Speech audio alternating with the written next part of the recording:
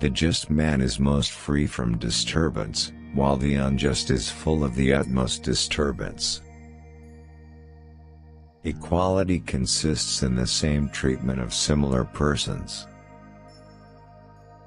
Don't trust a wife who lets herself.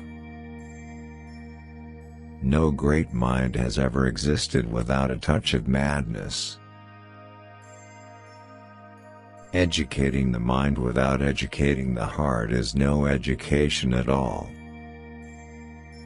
Those whose hearts are fixed on reality itself deserve the title of philosophers.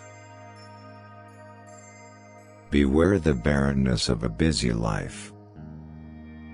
At his best, man is the noblest of all animals. Separated from law and justice, he is the worst.